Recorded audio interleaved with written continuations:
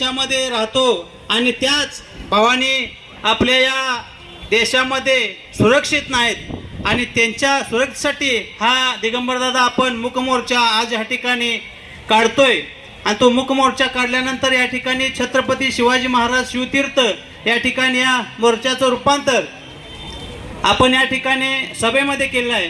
खरं तर परवा जो अमानुष अत्याचार झाला, ज्या मुलीवर अत्याचार झाला, त्या घरावरती त्या कुटुंबावरती किती मोठं संकट आलं असेल याची खऱ्या अर्थानं आपल्या लोकांना त्याची कल्पना सुद्धा येणार नाही।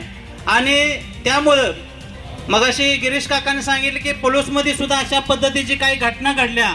मी आपल्या सर्वांना, सर्व शिक्षक असतील, या ठिकाणी पत्रकार बंधू आहेत, सर्व पक्षीय नेते मंडळी आहेत, कार्यकर्ते आहेत, शाळेतील सर्व विद्यार्थिनी आणि विद्यार्थिनी आहेत, मी आपल्या सर्वांना एवढीच विनंती करतो की समाजामध्ये काम करत असताना आपल्या अवतीभोवती कशा पद्धतीचं वातावरण आहे आणि त्या वातावरणामध्ये मुली कशा पद्धतीने शाळेला जातात।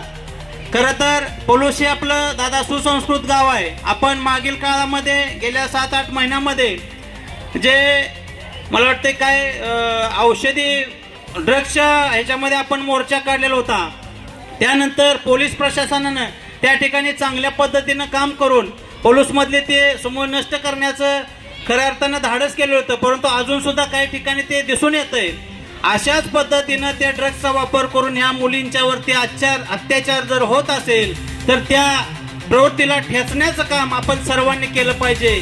आणि मी खरं तर शासनाला विनंती करतो की हे अशा पद्धतीचं जे प्रकरण आहे ते न्यायप्रविष्ट न ठेवता त्याला वारंवार तारखा न देता विशेष न्यायालयामध्ये, मॅडमने मगाशी सांगितलं की ते विशेष न्यायालयामध्ये दाखल करून त्याला तात्काळ ते निकालात काढून त्याला अतिशय, दादांनी मगाशी सांगितलं की त्याचा प्रत्येक पार्ट वेगळा केला पाहिजे। अशा पद्धतीचे छत्रपती शिवाजी महाराजांच्या काळामध्ये त्यांच्या दरबारामध्ये अशा पद्धतीचे जर त्या पद्धतीनं न्याय करत होते, तर हत्तीच्या पायाखाली त्यांना चिरडून मारण्याचं काम खऱ्या अर्थानं शिवाजी महाराजांनी केलं आणि त्याच पद्धतीने टकमक टोकावून सुद्धा त्यांना ढकलून त्यांना शिक्षा दिली। अशाच पद्धतीनं शासनानं सुद्धा या नराधमांना लवकरात लवकर शिक्षा द्यावी अशी मी आपल्या या पोलीस नगरीच्या वतीनं विनंती करतो।